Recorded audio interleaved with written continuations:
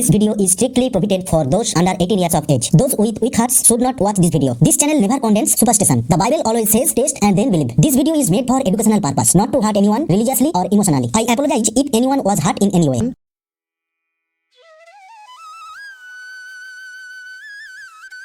সবাইকে জয় যিশু। আশা করি আপনারা প্রত্যেকেই প্রভু যিশুর কৃপায় ভালো আছেন, সুস্থ আছেন এবং স্বাভাবিক আছেন। আমি পিতা পরমেশ্বরের কাছে প্রার্থনা করি আপনারা যেন প্রত্যেকেই সুস্থ, স্বাভাবিক, দীর্ঘ জীবন লাভ করতে পারেন। আজকের নতুন ভিডিওতে আপনাদের প্রত্যেককে স্বাগত।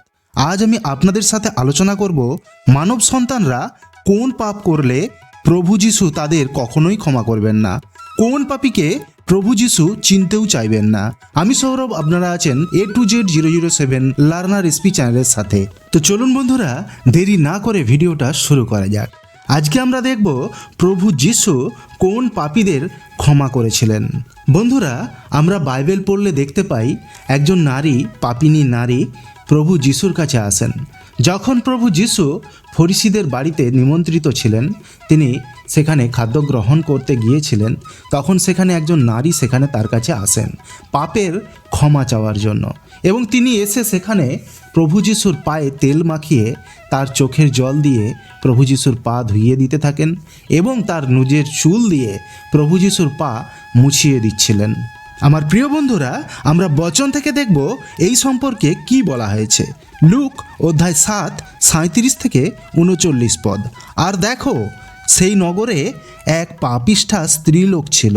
সে যখন জানিতে পাইল তিনি সেই ফরিসির বাটিতে ভোজনে বসিয়াছেন, তখন একটি শ্বেত প্রস্তরের পাত্রে সুগন্ধি তৈল লইয়া আসিল এবং পশ্চাৎ দিকে তাহার চরণের নিকটে দাঁড়াইয়া রোদন করিতে করিতে চোখের জলে তাহার চরণ ভিজাইতে লাগিল এবং আপনার মাথার চুল দিয়া তাহা মুছাইয়া দিল।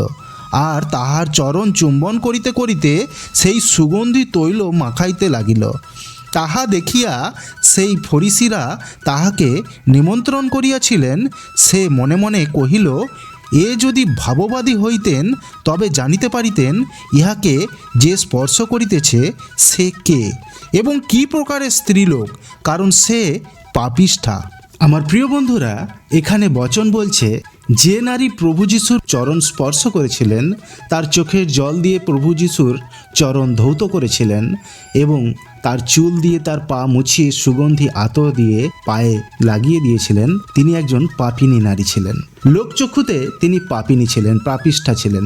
এবং সেখানে থাকা ফরিসিরা তখন বললেন, মনে মনে তারা ভাবলেন যে প্রভু যিশু যদি সত্যিই ভাববাদী হতেন, অর্থাৎ তিনি যদি ভবিষ্যৎ বক্তা হতেন, তিনি যদি অন্তর্যামী হতেন, তাহলে তিনি জেনে যেতেন এই নারী কে। প্রভু যিশু অন্তর জানতেন বলেই তিনি তার সেবা গ্রহণ করেছিলেন। বন্ধুরা, যখন আপনাদের সামনে কোনো ফাটা কাপড়, কোনো ছেঁড়া কাপড় পরে যদি কেউ ব্যক্তি আসে, কোনো চুল উস্কো খুস্কো, যার গায়ে গন্ধ, এরকম ব্যক্তি যদি আসে, তখন আমরা তাকে দুচ্ছাই করি। কিন্তু কোনো ব্যক্তি যখন স্যুট বুট এঁটে, গায়ে আতর লাগিয়ে, গায়ে সুগন্ধি দ্রব্য লাগিয়ে, পকেট উঁচু করে পয়সা নিয়ে যখন আমাদের সামনে আসে, তখন আমরা তাকে একটা আলাদা দরজা দিই। এই রকম পার্থক্য আমরা করি কারণ আমরা বাহ্যিক চোখ দিয়ে দেখি, কিন্তু ঈশ্বর বাহ্যিক চোখ দিয়ে দেখেন না। তিনি অন্তরের চোখ দিয়ে দেখতে জানেন, তিনি মানুষের অন্তর পড়তে জানেন। আর সেই কারণেই প্রভু যিশু পড়তে পেরেছিলেন যে ওই নারী নিজের পাপের জন্য অনুতপ্ত, তাই তিনি তার সেবা গ্রহণ করেছিলেন এবং তার পাপের জন্য সে যে ক্ষমা চাইছিল, চোখের জল ফেলছিল, সেই কারণেই তিনি তাকে ক্ষমা করেছিলেন। এইটা সেখানের ফরিসিরা বুঝতে পারেনি। আমার প্রিয় বন্ধুরা, প্রভু যিশু সেই কারণেই মন ফিরাও, মন পরিবর্তন করার বার্তা আমাদেরকে দিয়েছেন। যেই ব্যক্তি মন ফিরাতে চান, মন পরিবর্তন করতে চান, তার পাপের জন্য প্রভু তাকে ক্ষমা করবেনই করবেন। আমার প্রিয় বন্ধুরা, চলুন দেখি আমরা বচনে আগে আমাদেরকে কি শিক্ষা দিচ্ছে। তখন যিশু উত্তর করিয়া তাহাকে কহিলেন, সিমন, তোমাকে আমার কিছু বলিবার আছে। সে কহিল, গুরু বলুন। এক মহাজনের 2 জন ঋণী ছিল, একজন ধারিত 500 সিকি আর একজন 50। তাহাদের পরিশোধ করিবার সঙ্গতি না থাকাতে তিনি উভয়কেই ক্ষমা করিলেন। ভালো, তাহাদের মধ্যে কে তাহাকে অধিক প্রেম করিবে? সিমন উত্তর করিল, আমার বোধ হয় যাহার অধিক ঋণ ক্ষমা করিলেন সেই, তিনি তাহাকে বলিলেন যথার্থ বিচার করিলে। আমার প্রিয় বন্ধুরা, প্রভু যীশু এখানে বোঝাতে চাচ্ছেন যে প্রভু যীশু পাপের অল্প এবং বেশি দেখে ক্ষমা করেন না, তিনি সবাইকেই ক্ষমা করেন। যার অধিক পাপ আছে তাকেও তিনি ক্ষমা করেন, যার অল্প পাপ আছে তাকেও তিনি ক্ষমা করেন। কিন্তু তার জন্য যেটা প্রয়োজন, তার কাছে পাপের জন্য ক্ষমা চাইতে হবে, তার কাছে পাপের স্বীকার করতে হবে, তার কাছে পাপের স্বীকার করলেই তবেই তিনি ক্ষমা পাবেন। এরপর বচনে কি বলছে আমরা দেখি। আর তিনি সেই স্ত্রীলোকের দিকে ফিরিয়া সিমনকে কহিলেন, এই স্ত্রীলোকটিকে দেখিতেছ? আমি তোমার বাটিতে প্রবেশ করিলাম, তুমি আমার পা ধুয়াইবার জল দিলে না, কিন্তু সেই স্ত্রীলোকটি চোখের জলে আমার চরণ ভিজাইয়াছে ও নিজের চুল দিয়া তাহা মুছাইয়া দিয়াছে। তুমি আমাকে চুম্বন করিলে না, কিন্তু যে অবধি আমি ভিতরে আসিয়াছি এ আমার চরণ চুম্বন করিতেছে, ক্ষান্ত হয় নাই। তুমি তৈল দিয়ে আমার মস্তক অভিষিক্ত করিলে না, কিন্তু এ সুগন্ধি দ্রব্য আমার চরণে অভিষিক্ত করিয়াছে। এজন্য তোমাকে কহিতেছি, ইহার যে বহু পাপ তাহার ক্ষমা হইয়াছে, কেননা এ অধিক প্রেম করিল। কিন্তু যাহাকে অল্প ক্ষমা করা যায় সে অল্প প্রেম করে। আর তিনি সেই স্ত্রীলোককে কহিলেন, তোমার পাপ সকল ক্ষমা হইয়াছে। আমার প্রিয় বন্ধুরা, এই জগৎ সংসারে চলাকালীন অনেক মানুষ আছে যারা প্রত্যাখ্যিত হন, যারা তাড়িত হন, তাদেরকে ভালোবাসার এই জগতে কেউ থাকে না। তারা ভাবে আমাদের এই জগতে ভালোবাসার জন্য কেউ নেই, কেউ আমাদের অন্তরের ব্যথা বোঝে না। প্রভু যীশু তাদের অন্তরের ব্যথা বোঝেন। প্রভু যীশুর কাছে যারা এসে নিজের পাপের জন্য ক্ষমা চায়, প্রভু যীশু তাদেরকে পাপ ক্ষমা করেন, তাদের সকল পাপের ক্ষমা দেন। তাই বন্ধুরা, যেই স্ত্রীলোকটি প্রত্যেকের কাছে প্রত্যাখ্যিত ছিল, যিনি কলঙ্কিত ছিলেন, যাকে সবাই ভ্রষ্টাচারী বলতেন, তিনি প্রভু যীশুর চরণে এসে তেল, সুগন্ধি দ্রব্য লাগিয়ে দিয়েছিলেন। তিনি জানতেন ইনিই জগতের স্রষ্টা, ইনিই প্রত্যেকের পাপ ক্ষমা করতে পারেন। তিনি তাকে চিনতে পেরেছিলেন, তাই তার চরণে যে তিনি নতমস্তক হয়ে তার চরণ স্পর্শ করে সুগন্ধি তেল তার পায়ে লাগিয়ে দিয়েছিলেন। তিনি জানতেন তিনিই তার সমস্ত পাপের জন্য ক্ষমা দিতে পারেন। আমার প্রিয় বন্ধুরা, ধর্মগ্রন্থে বলা আছে যে যখন এই জগতে পাপ বাড়ে তখন ঈশ্বর জন্ম নেয় সেই পাপের বিনাশ করার জন্য। কিন্তু এই জগতে পাপহীন ব্যক্তি কোথায় আছে? প্রত্যেকেই পাপী। তাহলে এই জগৎটাকেই ধ্বংস করে দিতে হবে যদি পাপীদের ধ্বংস করতে হয়। তাই তো প্রভু যীশু বলেছিলেন, আমি তোমাদের ন্যায় করতে আসিনি, আমি তোমাদের পাপ ক্ষমা করতে এসেছি, তোমাদের পাপ থেকে উদ্ধার করতে এসেছি। তাই এই জগতে, এই পৃথিবীর ওপরে এবং আকাশের তলায় এমন কোনো নাম নেই যেই নামে পাপের উদ্ধার হবে, যেই নামে পাপ থেকে মানুষ মুক্তি পাবে। প্রভু যীশু কি বলেছিলেন? প্রভু যীশু বলেছিলেন, আমি তোমাদের হত্যা করতে আসিনি, আমি তোমাদেরকে বাঁচাতে এসেছি। আমার প্রিয় বন্ধুরা, যেই দিন আপনি পাপ থেকে মন পরিবর্তন করবেন, পাপ থেকে ফিরে আসবেন, সেই দিন আপনার সাথে ভালো হবে এবং আপনি অন্যের ভালো করবেন, অন্যের পাশে দাঁড়াবেন, অসহায় মানুষের সাহায্য হয়ে দাঁড়াবেন। এর ফলে জগৎ শান্তির রাস্তা পাবে, অশান্তি এই জগৎ থেকে দূরীভূত হবে। সেই পাপিষ্ঠা স্ত্রীলোক মুখে এসে প্রভু যীশুকে কিচ্ছু বলেনি, সে অন্তর থেকে প্রভু যীশুর কাছে প্রার্থনা করেছিলেন। আর সেই অন্তরের প্রার্থনা প্রভু যীশু শুনতে পেয়েছিলেন, কারণ তিনি মন পড়তে জানতেন। আর অন্তরের প্রার্থনা, অন্তরের ক্রন্দনের জন্যই সেই নারীর সমস্ত পাপ ক্ষমা করেছিলেন প্রভু যীশু। আমার প্রিয় বন্ধুরা, এ তো গেল ক্ষমার বিষয়, কোন পাপের জন্য আমরা ক্ষমা পাবো। কিন্তু বাইবেলে এমনও বলা আছে যেই পাপগুলো করলে আমরা কখনোই ক্ষমা পাবো না।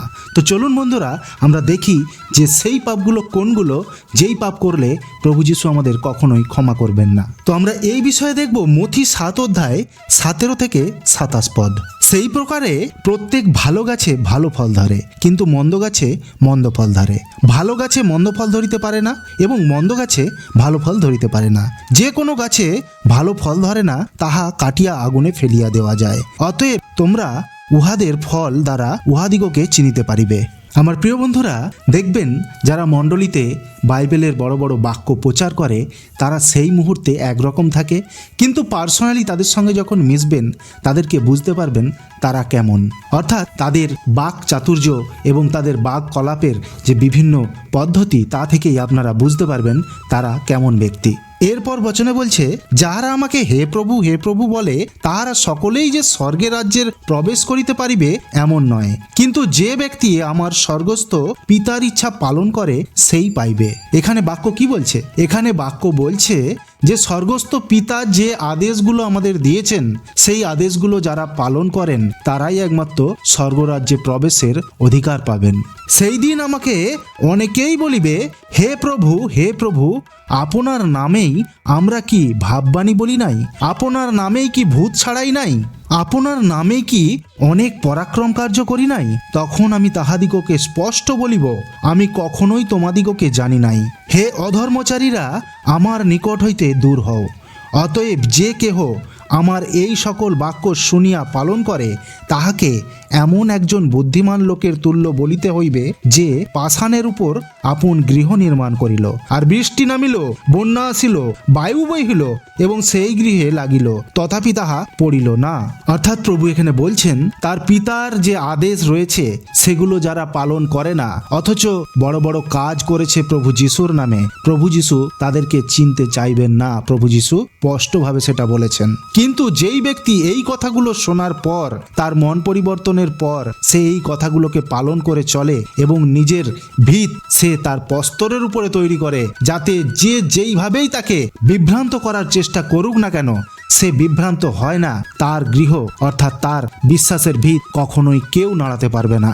আর যে কেহ আমার এই সকল বাক্য শুনিয়া পালন না করে তাহাকে এমন একজন নির্বোধ লোকের তুল্য বলিতে হইবে যে বালুকার উপরে আপন গৃহ নির্মাণ করিল, পরে বৃষ্টি নামিল, বন্যা আসিল, বায়ু বহিল এবং সেই গৃহে আঘাত করিল, তাহাতে তাহা পড়িয়া গেল ও তাহার পতন ঘোরতর হইল।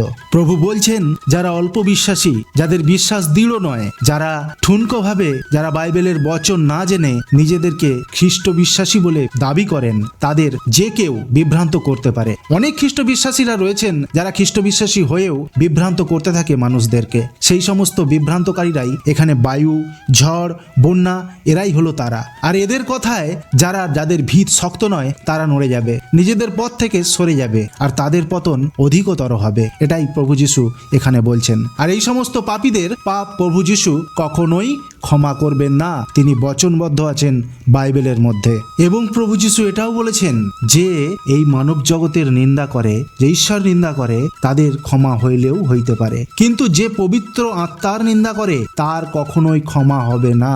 এই বিষয়ে আমরা দেখতে পাই মার্ক 3 অধ্যায় 28 থেকে 29 পদে লেখা রয়েছে, আমি তোমাদিগকে সত্য কইতেছি, মনুষ্য সন্তানেরা যে সমস্ত পাপ কার্য ও ঈশ্বর নিন্দা করে সেই সকলের ক্ষমা হইবে, কিন্তু যে ব্যক্তি পবিত্র আত্মার নিন্দা করে অনন্ত কালেও তাহার ক্ষমা নাই, সে বরং অনন্ত পাপের দায়ী। তো বন্ধুরা, আজকে আমি আপনাদের কাছে বাইবেল থেকে এই বিষয়টাই নিয়ে এসেছিলাম যে কোন পাপের জন্য ঈশ্বর আমাদেরকে ক্ষমা করবেন এবং কোন পাপের জন্য ঈশ্বর আমাদেরকে ক্ষমা করবেন না।